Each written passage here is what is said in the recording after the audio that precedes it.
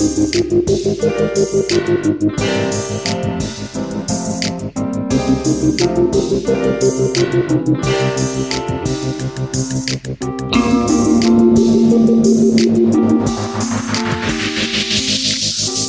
the Mukilteo Football Show. My name is Miles. 2 Monday night games. Buffalo hosted Tennessee and blew them out. Philadelphia hosted Minnesota and blew them out.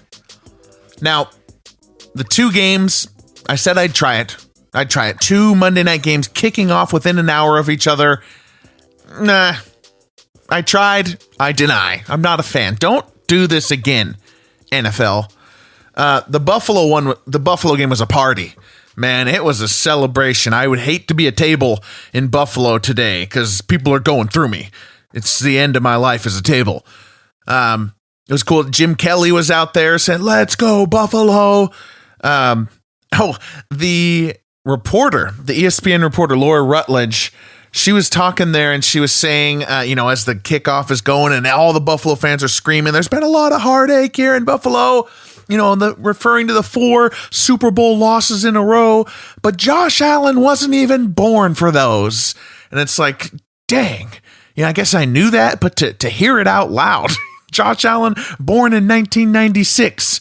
It's like, man, I am old. We are old. All of us getting older every day. You're older now than you were when I recorded this. Time is Anyway, Josh Allen, 317 yards, 4 touchdowns, most of it to Stephon Diggs, 12 receptions, 148 yards, 3 of those touchdowns, and they were comfortably sitting by the beginning of the 4th quarter. So had the Titans put up any kind of fight at all, those numbers could have been even better. What a hot start for the Buffalo Bills, cementing their Super Bowl favorite hype, certainly through week 1 and 2. And I just love the Bills. They couldn't run. They tried, so they didn't run. I love that. It's contrary to what the Dave Gettlemans will tell you and what the Rex Ryans and Booger McFarlands will tell you. You couldn't run, so you didn't run. Just keep throwing. I mean, look at Tennessee. Tannehill's going to get all the blame and stuff like that, as if the Titans should have just kept giving the ball to Derrick Henry. Like, instead of 13 attempts for 25 yards, we apparently want 26 attempts for 50 yards. And that would have won the game somehow. Like, I don't know. This was not a rematch of the exciting game that we had on Monday Night Football, Titans-Bills last year. Week 6, 2021 Monday Night Football. Thriller where the Bills got to the 1-yard line at the end of the game and they tried to score instead of tie. That was a fun game. Eagles-Vikings game, also a blowout. It is time for me to sign the Jalen Hurts hate club renunciation. I abolish the Jalen Hurts hate club, of which I was a charter member. We are dissolving into our collective other interests. Jalen Hurts, he just looks calm, collected, sure of himself, just talented. He's just a great instinctive runner. He's always been a great instinctive runner. I never denied that. But his mastery of the mid and the deep level passing games, I just didn't see it coming. And it's just so impressive. Maybe a lot of it's Devonta Smith and A.J. Brown, but still. Props to Jalen Hurts. I did write last year after the Eagles wild card loss. I said I felt like Hurts had earned another chance. But then in the Eagles preview just a few weeks ago, I said Jalen Hurts sucks. So I'm here to renounce, to repent. Last week and this week, it's just too much. Jalen Hurts is good. Jalen Hurts is good. And you know what? My big nitpick with him was, why was he benched for Tua at Alabama? Well, Tua's throwing 6 touchdowns and 500 yards. So, Hurts, why aren't you as good as Tua? I did pick the Eagles to win this game. So, I also said whichever one of these teams that wins this Monday night game between the Eagles and the Vikings is going to be the hot, sexy choice for the NFC. And that is happening. The Eagles look really good. Their offensive line, their defensive line, Fletcher Cox. I love Fletcher Cox. when he got I think it was a forced fumble and a sack, and he did the kick the door in celebration. Fletcher Cox, man, get it. Jalen Hurts, A.J. Brown, Devonta Smith. The Eagles are clearly NFC East favorites. The Vikings, Kirk Cousins had some issues today. I don't think it was his fault purely, especially in the first half, but later in the game, some questionable choices, especially the fade that he almost threw to Darius Slay, and then they came back to the same play to Justin Jefferson, and this time Darius Slay intercepted it for his second interception. Darius Slay, man, got the victory over Justin Jefferson today. Oh, and I also called, last thing I'll say about all these Monday night games here, I call for Irv Smith's jersey. Tight end for the Minnesota Vikings, wearing that purple 84. He did score a short touchdown, but he dropped a critical go route touchdown while wearing the Minnesota purple 84 of my Randy Moss childhood. Take that off, Irv. Take that number off. Bills and Eagles. Impressive tonight. No comebacks. No comebacks on primetime for whatever reason. We've had 6 primetime duds. The only good one was the Seattle-Denver Monday night game last week. All right, let's get Mukilteo Football Show. Shows football everything, NFL history, legacy, ups and downs of a season. Follow us at MUK_football on Twitter or YouTube. Subscribe, share, review, Apple, Spotify, Anchor, wherever you get your podcasts. We got 3 shows a week.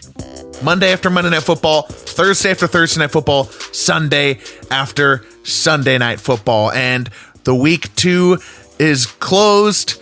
Check out the Sunday show for our instant reactions to all the Sunday games. Do the Sunday best running back, best quarterback, best defense, and then best play of the day, best meme of the day. So all that's back on the episode that was yesterday. Today, going to take a little bit zoomed out look at the winners and losers. And before we get to that, not a winner or a loser per se, but Trey Lance, 49ers quarterback, out for the season, is sad. I just wanted to say something about it. I was excited to see what Lance could do in this offense. I'm just bummed that he, is out, especially since he didn't get too much of a chance last year. He didn't really play college the year before. I want Trey Lance to play football. I'd like Trey Lance to play football, please. And Jimmy Garoppolo comes in, and anyone who listens to this show knows I am not a Jimmy Garoppolo fan. I don't like him. And I think it's the Teddy Bridgewater thing. He's fine, but every time he's in a game, every time he's in any kind of game, if the team is generally better, Jimmy Garoppolo will lose you the game. If the team is generally worse, Jimmy Garoppolo will win you the game. Maybe it's an entertainment factor. More than anything, more of an entertainment thing for me. All right, let's get to winners.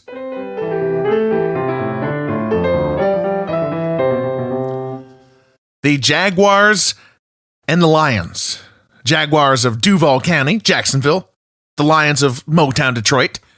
This is the happiest either of those NFL cities have been in 5 years. The most hopeful that they have been. And I feel this is karma for week 18, when the Lions didn't tank for the first overall pick. They played their guys. They beat the backups for the Green Bay Packers. They played their hearts out and they won. Meanwhile, the Jaguars also could have tanked. They didn't. They played hard and they beat those Colts, knocked the Colts out of the playoffs last year in 2021. And this year, the Colts did it again. Week 2, they also hit the Colts, not necessarily out of the playoffs, but Trevor Lawrence looked great. $20 million man, Christian Kirk. He's got 195 yards and 2 touchdowns in 2 weeks. Look out, everybody. We may have to eat our Christian Kirk jokes that we made over the offseason about that contract. And of course, the Lions getting that win over the Commanders. The defense started hot. The Lions offense continued. It's pedal to the metal. Dan Campbell may be like, we're going to bite your kneecap in mud and blood and beer and run the ball, but he's playing aggressive. They absolutely kept throwing that ball to keep that comfortable lead. They did it. I'm just so proud of both of those teams, and I'm rooting for Jaguars and Lions. Just get them some success. playoff appearance for either. I'm rooting it for both. I'm rooting for him. All right, next winner. Micah Parsons and the Cowboys of Dallas. After 2 weeks, Micah Parsons is the Defensive Player of the Year favorite. He has become the best edge rusher in the league. Maybe Myles Garrett for the Browns has something to say about that. But Micah Parsons, forget the whole linebacker thing. He is going to play on the edge, it appears. And he had such an impact for the Cowboys' surprise victory over the Cincinnati Bengals, who everyone expected to bounce back from the wild Week 1 loss to Pittsburgh. And it wasn't just Micah Parsons a collection of highlights that looks good together. No, it was the game. He just had this eye-drawing, field-tilting type of performance that is reserved for the greats.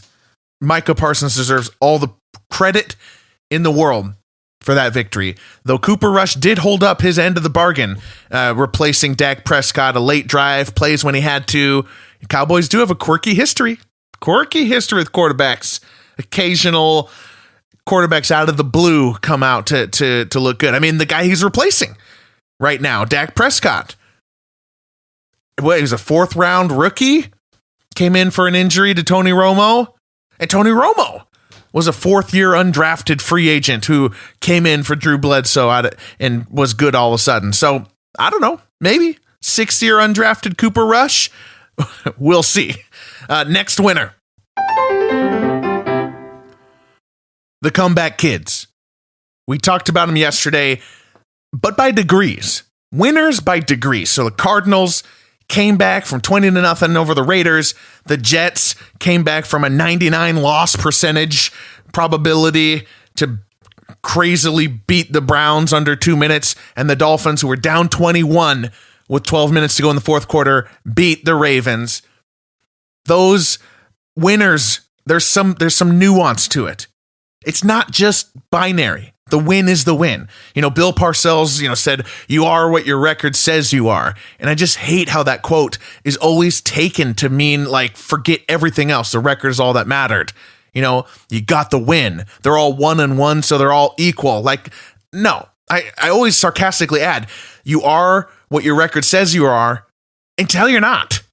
It should really be, you are what your record says you are for now. But that's not always how the saying is used. But the Cardinal, I'm just going to go through these comeback kids and rank them, basically, by degrees. Who won? Who's the highest winner? Who's the lowest winner out of these 3 crazy comebacks that we had this week? The least is the Cardinals. The Arizona Cardinals, they should be happy that they beat the Raiders, but look at it in totality here. They lost while they were trying to run the offense and their game plan. They won while Kyler Murray played pure hero ball, the same hero ball that did not work against the Rams in the wild card game. It's a great win, but it's clearly unsustainable. This is not going to work in November or December. It's weird that they're having to do it right now. The Jets are the medium winner. Extraordinary flukes. Implosion by Cleveland. But if you get this win with Joe Flacco, maybe Zach Wilson comes back, or maybe the other pieces start to fuse together and build around Flacco. I don't know what's going to happen, but the Jets might not be in such a bad position later in this year, and this win will help them out. And the Dolphins are the biggest winner of the comebacks. They showed the NFL what this offense can be, the proof of concept. The concerns that led to them being down by 21, right? Those are all still there. But this flash, this comeback, don't be surprised if you see Miami do this again, because I think that they're using their speed to exhaust the secondary. I think this type of stuff might happen a little bit more. Okay, let's get to the losers of week 2.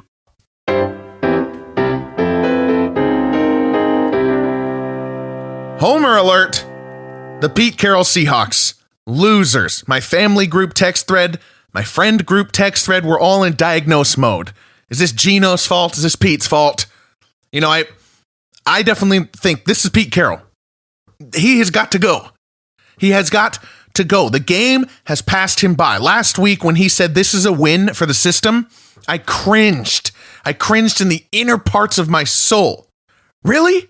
Because you needed the other team to fumble twice at the 1 yard line and blow a different red zone opportunity so that you could win by 1. Pete Carroll would rather play safe and avoid turnovers than win the game. It's just frustrating. All right, homer time over. Next loser. Well, we got to talk about the Colts. They return to the scene of their Week 18 shame. Here's an amazing and baffling stat. The Jaguars have won 6 times in their last 36 games, and 4 of them are against the Colts. Isn't that amazing? I'd love to see the Jaguars do it against someone not the Colts. But if Carson Wentz wasn't busy conducting a double-digit loss to the Lions, he might have smiled yesterday and said, see, it wasn't all me. Because Matt Ryan couldn't do anything. And yeah, sure, there were no wide receivers. You have Jonathan Taylor, though. Like the Titans' Derrick Henry tonight versus the Bills. What's the point of these elite running backs if you can't even get to double-digit score if the other team is playing well? When you come up against a team who can pass, your elite running back is essentially pointless. And I mean, we've seen that happen to the Titans over the years, which is a bummer because Derrick Henry's fun to watch. But when the other team can throw the ball and they keep having this happen in the playoffs, they're done. All right, next loser.